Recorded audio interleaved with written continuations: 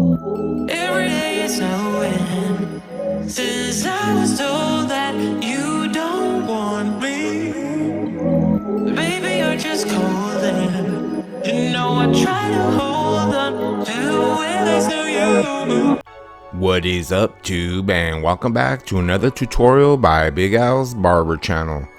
Guys, let's get into this quickly. This is gonna move fast. This is just a basic number 4 on top with a 0 fade on the sides, 0 razored out with a Braun series 9, guys.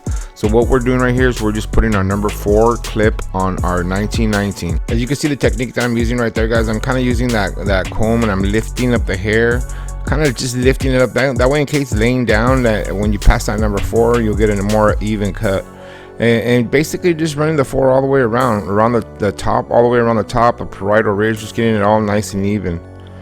This haircut moves pretty quick, so this is not a difficult fade here, but it's just a tight fade. Tight fades are always important when you're doing fades, guys. You don't want to leave lines, you don't want to leave shadows, you want to leave a nice tight blend.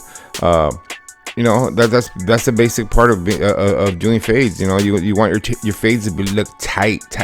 Always shaved in the bottom, so that way the client gets more time out of his fades. You know, there's nothing worse than going home with a fade and there's shadow hair on the bottom, or it's just not nicely trimmed up, nicely clean. Actually, a fade should be zeroed out almost completely to bald. That's my opinion.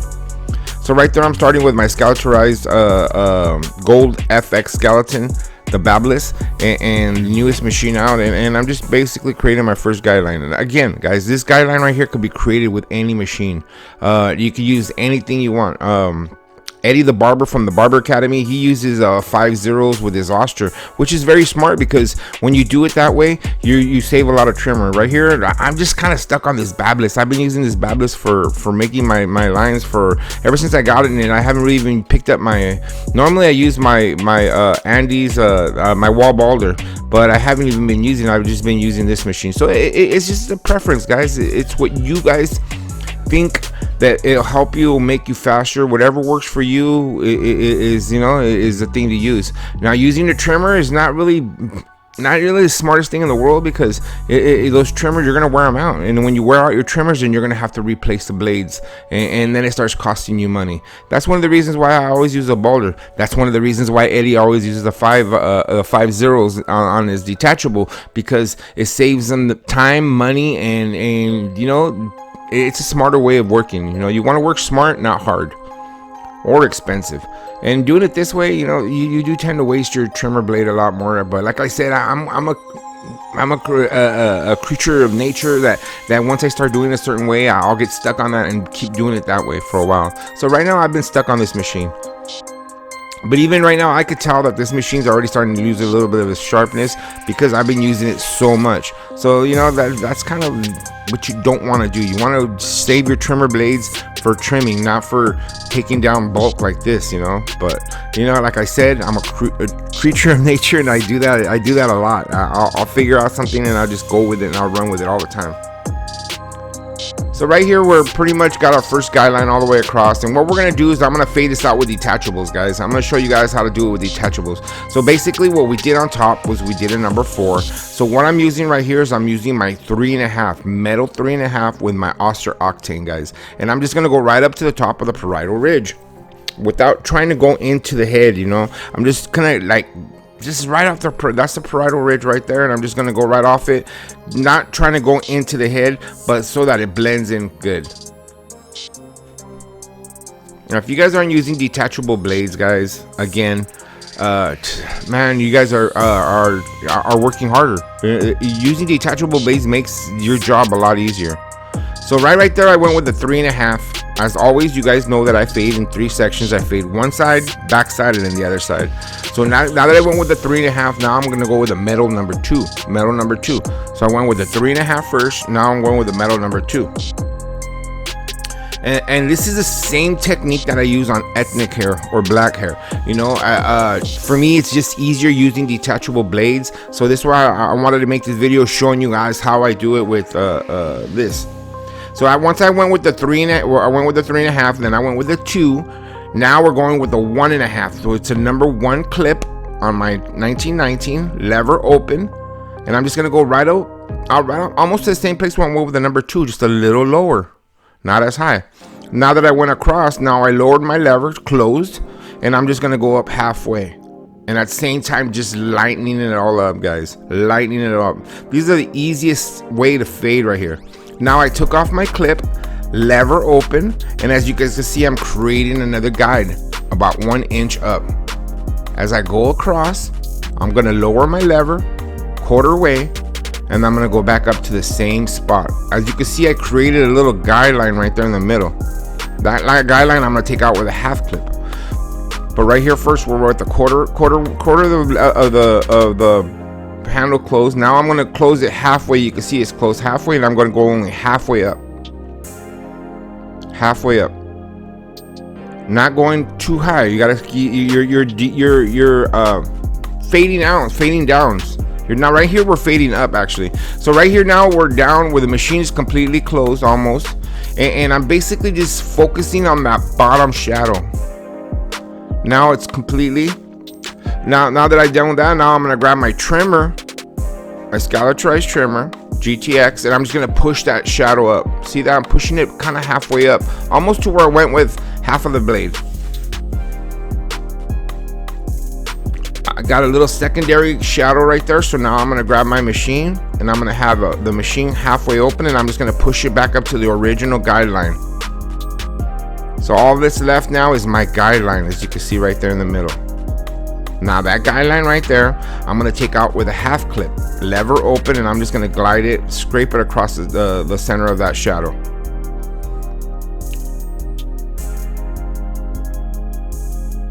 Lever open first. Always lever open first, and then as I go across, I'm gonna lower my lever a quarter way. One across. Now I'm coming back the other direction. Now I'm gonna lower my lever right here, quarter way, and I'm gonna go across the same section again, just kind of raking that center shadow. Real simple, real easy, real fast. Just raking that center shadow, and there it is. The fade's pretty much complete, guys, on one side. Now you're probably wondering why I fade in sections like this. You know what, guys? It's just preference. This is the way I was taught. I was taught to stay in one section before we move on to the next section, and I've always found it that's the easiest way of doing it. Again, we're going first. We went with the number 4 on top. Now we're going with the 3.5 metal 3.5 with our Oster octane, and I'm going right up the parietal ridge. Same scenario as the other side, guys. Same thing. Just going right up the edge right there, right up the parietal ridge with this is a 3.5, metal 3.5. Now I'm gonna put my metal 2 on, and I'm gonna go almost to the same spot again. Just go a little bit lower, lightening myself up, lightening it all up. This is a number 2 now, number 2 metal blade. And you can see the 2 blends into the 3, so there's really no fading involved right here. It's just kind of very simple steps, guys, very simple. Now that I went with my number 2, what's the next step? What comes after a 2 comes the 1.5. I could use my metal 1.5 if I wanted to have, but what I did better is I picked up my 1919 and I put my number 1 blade on again, lever open, and I'm just gonna go right up to the same, almost to the same place where I went with a metal number 2. All blending in. First 3.5, then 2, then 1.5. Now I close my lever halfway, and I'm going halfway up. As I close my lever, I come back up, but not as high, guys. Now it's completely closed, and I'm just gonna go up halfway up, almost the same spot as I did before. It almost looks like the same stroke, and it kind of is, but I as you guys can see, when I run the machine across, I try to use the same stroke as I'm using. That way it comes out nice and even. So now I'm going to take off my clip, lever open again, and I'm going to create another guideline about 1 inch up. As you can see, that guideline is not really a guideline, it's called a guideline shadow. It's just a shadow. As I go across, I'm going to lower my lever a quarter way again, and I'm going to go back to the same spot, same steps as the other side. As I go across again, I'm going to lower my lever halfway now. And now I'm only going to go up halfway up. Halfway to that shadow, as you can see right there. Kind of just stopping halfway. Halfway across. As I go across, Now I'm gonna close my lever completely, and I'm just focusing on that bottom shadow, just pushing it up. As you can see, it almost fades away. There's a slight little part that doesn't show right there. Now I'm gonna come back with my trimmer, and I'm just gonna push that shadow up. And you can see, guys, when I'm using my trimmer right here, it kind of just leaves it nice and clean. And you can see below there, there's a little bit of a stubble. That's where I know that's my shave line. That's where I'm gonna go up and shave it with. Now, if that's my secondary shadow right there again, I'm just gonna go with half of the half and go up to the same spot. And all I have left now is that shadow in the middle. And that's the shadow that we're gonna take out with a half clip right now. Half clip, lever open. And then we're gonna work on that center shadow. So basically the way I fade, guys, I start from the top, work my way down, and then from when I get down to the bottom, I work my way to the middle, and then once I get to the middle, I fade out the middle, and it all adds up. As you guys can see right there, it all blends in. As I go across, I lower my lever a quarter way, and I'm just basically raking that center shadow. It's almost fading away right there, you see that? Now I'm gonna lower it halfway, and I'm still focusing on the center shadow, kind of squeezing my way towards the middle. Start off long and then shorten up your strokes as you lower it down a little bit. As you can see, we're moving along pretty quickly here. And as always, like I tell you guys, I fade in 3 sections. So now we're going on the 3rd section right here. Again, we're using our octane cordless Osters right here, and we're using a 3.5, and we're just going right up the parietal ridge. Remember, we started with a number 4 on top. So number 4, the 3 blends right into the number 4. There's no blending to do, no nothing. It just goes right on in there. Once I'm done with that, I'm gonna throw my number 2 on. This is the simplest way of fading, guys, simplest way. But you have to have your detachables, because if not, then it would be a little bit more work, because then you'd be using different clips to try to blend that out. But we went with our 3.5, then we went with a 2. Now we're gonna put our number 1 clip on our 1919, lever open, and we're gonna go right up to the side, almost the same spot we went with our number 2. So the number 1.5 blends into the number 2. So we're just blending it all down, going down in steps. Now I close my handle, and it's a number 1, and I'm just basically raking up the bottom line, trying to lighten it up. Once I'm done with that, again, take off the clip, lever open, that's a half, about 1 inch up. You can see I'm creating a little bit of a shadow guideline right there. Once I'm done with that, I'm gonna lower my lever quarter way, and I'm gonna go back to the same spot again.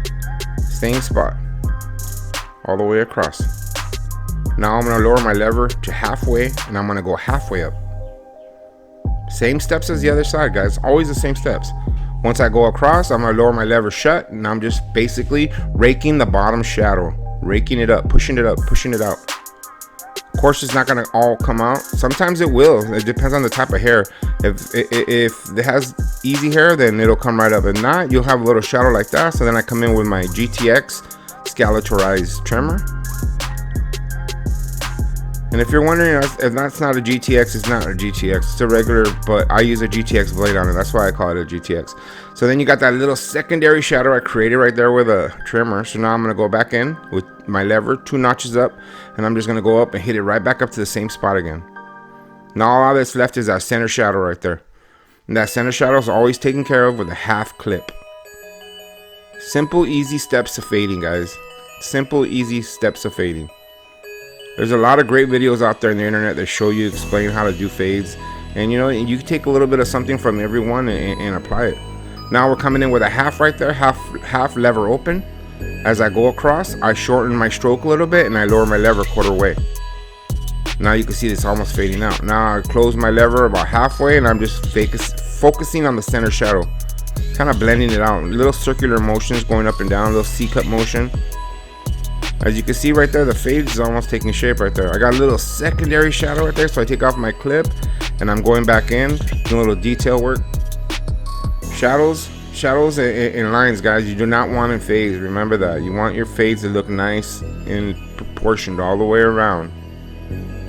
That's why it's important to start your fade at the same spot on each side of the head, because if not, you'll have one side higher than the other. You don't want that. So right there, at this point, pretty much the fade is done, guys. What we're gonna do now is I'm gonna come back with my number 1 clip, lever open, and I can see there's like a little bit of a dark shadow up there. You guys can kind of notice it right there. So what I'm doing is just kind of running it. I have the lever open, and you know, sometimes you have to do that. Go back and reverse. After you're done, you'll see the shadow a little higher than the other. You don't want to go up with a lower clip, so you come down with what you do is you put the higher clip on and try to blend it out that way, and then work your way down on your steps. Right there, I'm just using my trimmer again, and I'm just kind of cleaning up the bigger hairs, the longer hairs, because I'm going to come right on in right now with my Braun Series 9, and I'm just going to start right here. I'm going to start zeroing it out all the way to the skin. Now the Braun Series 9, guys, is the elite shaver. I've tried them all, trust me. In my 18 years, I was an Andy's guy for a while. I was a Wahl guy for many years, and then once I got turned on to this bad boy about I think it's about a year and a half ago now, I never looked back. I still have a Wahl shaver there just in case I ever need it, because there's some clients that prefer the Wahl shaver for some reason, but even when I do bring it out, it just doesn't feel the same. You know, this machine right here is so powerful, and it's just a great shaver. Another thing too is this: the heads on this thing last forever. I mean, I've only changed the head one time, guys. One time in a year, it's going on 2 years now. I've only had to change the head one time. So these things are very durable and actually very gentle too. That's the best thing about it, is that you don't feel it tugging, you don't feel it pulling.